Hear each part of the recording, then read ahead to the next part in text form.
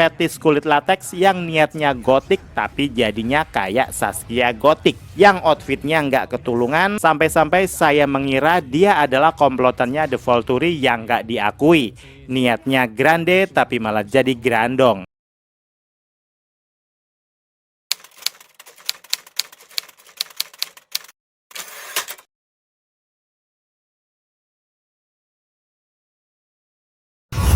Aku bisa mencium baumu. Salam sinema, sahabat sinemalogi. Gundik adalah film horor komedi yang disutradarai Anggi Umbara. Film ini dibintangi Luna Maya, Maxim Buttier, Agus Kuncoro, Rukman Rosadi, Ratu Sofia, Arif Didu, Dian Sidik, Tio Pakusadewo, Foni Anggraini, Ence Bagus, dan lain-lain.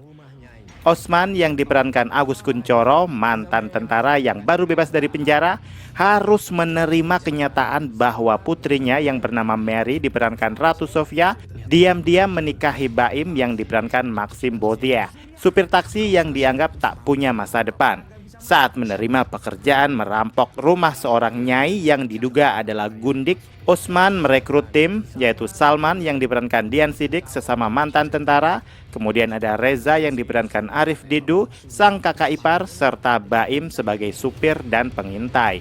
Namun aksi mereka berubah menjadi mimpi buruk ketika mereka menyadari bahwa sang nyai pemilik rumah bukanlah seorang Gundik biasa, melainkan sesosok siluman sakti, penguasa pesisir pantai selatan.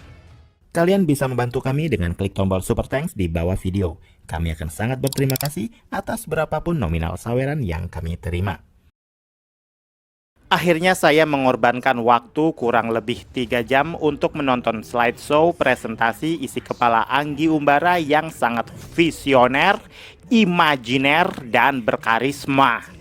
Gundik gampangnya adalah istri simpenan, kasarnya ya istri nggak sah yang disembunyikan identitasnya, yang tidak diekspos kemana-mana, istri yang dihadirkan untuk memenuhi kebutuhan tertentu yang tidak didapatkan di istri yang sah. Tapi untuk Gundik di film ini nampaknya tidak sesederhana itu.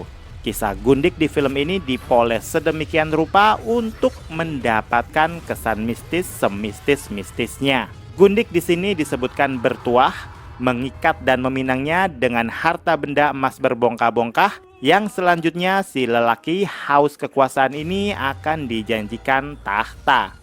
Jangan kaget, meski judulnya Gundik, kamu sebagai penonton awam bakal banyak menemukan hal-hal yang di luar dugaan. Istilah absolute cinema nampaknya juga cocok untuk disematkan di film ini. Kamu bakalan banyak berhadapan dengan sesuatu yang bikin terkaget-kaget. Yang paling utama tentu jalan cerita film ini yang di luar jangkauan manusia biasa. Cerita yang sebenarnya bisa menjadi lebih sederhana dan gak melebar kemana-mana. Ada kisah kosmik Ratu Pantai Selatan, meski gak terang-terangan menyebut nama Ratu Pantai Selatan, namun segala kisah yang ada, termasuk rumah nyai dan lain sebagainya, justru mengacu pada hal tersebut. Siapa lagi sosok perempuan yang berpenampilan layaknya Kadita kalau bukan Nyi Ratu Laut Pantai Selatan? Kemudian ada genre heist movie yang sepertinya diambil dari banyak referensi film-film perampokan rumah yang terkendala dan tidak semulus yang diharapkan dan direncanakan. Rumah segede dan sekaya itu nggak memiliki pantauan CCTV. Ya masuk akal sih, karena rumah istana itu sudah ada penjaganya yang tak kasat mata. Tapi nyatanya gak semua orang punya indera keenam. Jadi fungsi pocong-pocong berserakan di film ini nampaknya menjadi bagian dari fetis abadinya Anggi Umbara yang gak pernah absen dari setiap produksi film horornya. Pola jumpscare juga didapatkan dari pocong yang dinampakkan di film ini. Meski sebenarnya para pocong gak memiliki korelasi yang besar di dalam cerita. Tapi jeniusnya seorang Anggi Umbara, dia bisa tahu bahwa penonton horor lokal kita gak akan menyebut itu film horor sebelum ada hantu pocongnya. Terus rampok-rampokan rumahnya sendiri gimana? Ya gak gimana-gimana, B aja. Malah saya berharap karakter yang diperankan Arif Didu harusnya udah mati duluan pas baru masuk rumah nyai. atau pas baru dia diperkenalkan dia udah mati juga nggak masalah gitu.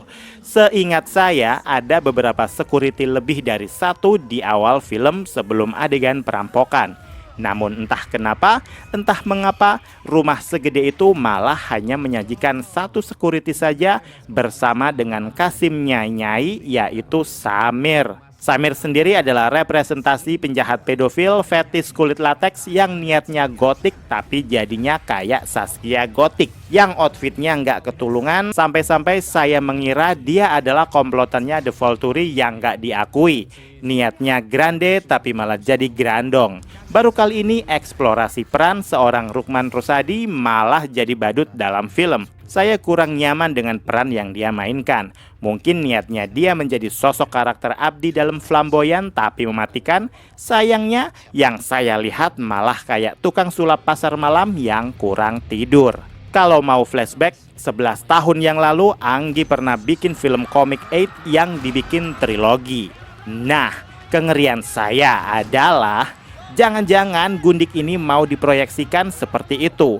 Padahal saya masih agak trauma dengan proyek I Will Survive-nya tahun 2021 lalu. Jujur saja, di awal karirnya sebagai sutradara film, beberapa film Anggi Umbara terbilang cukup promising. Bagi saya, Mama Cake dan Comic 8 bisa menjadi jaminan bahwa film-film kedepannya bakalan oke punya. Ternyata berbagai film-film ceker ayam sebagian besar adalah bikinannya. Contohnya Siksa Neraka, Munkar, Vina, Kromoleo, dan Setan Botak di Jembatan Ancol adalah di antara sekian banyak proyek ambisius seorang Anggi Umbara. Beberapa menghasilkan ekstra cuan, tapi nggak sedikit yang mengundang hujat dan cacian. Di film Gundik terbukti bahwa seorang Anggi Umbara terasa sangat ambisius. Mengajak Luna Maya untuk kembali memainkan lakon yang sudah dia tulis sendiri adalah bukti Anggi Umbara seserius itu. Dan sosok Gundik memang pas dimainkan oleh Luna Maya, tapi tidak untuk dialog-dialog secara keseluruhan. Kualitas CGI juga sebenarnya kasar, semakin gak menambah daya tarik film. Penampakan bayi titisan Mesaya yang menggelikan semakin menambah daftar panjang film horor Indonesia yang gagal memberikan gambaran kalau bayi baru lahir itu nggak langsung bersih putih mulus dan bersinar terang ya. Imajinasi sangar seorang Anggi Umbara sanggup menghadirkan alien tanpa UFO-nya. Berbagai referensi dari film lain yang diadopsi juga ada bau-baunya, atau juga bagian dari imajinasi Anggi Umbara yang mungkin mirip dengan salah satu adegan di film orang lain. Pada akhirnya, Gundik menjadi film horor komedi yang memiliki banyak sisi-sisi kekacauan sinematik di sana-sini. Penokohan tipikal, karakter-karakter yang gak memorable yang justru malah bikin sebel. Ada satu adegan di mana orang dewasa ngebahas soal ereksi dan aktivitas seksual di depan anak-anak. Kayaknya kurang etis dan unsur komedinya benar-benar sangat dangkal dan gak masuk di kepala saya. Dibilang horor tapi sebenarnya kopong, dibilang komedi ya nyatanya terasa memprihatinkan. Awas saja habis ini muncul film berjudul Gendak, bye. Demikianlah video reaksi dari film Gundik yang tayang di bioskop. Silakan like, komen, dan subscribe kanal ini.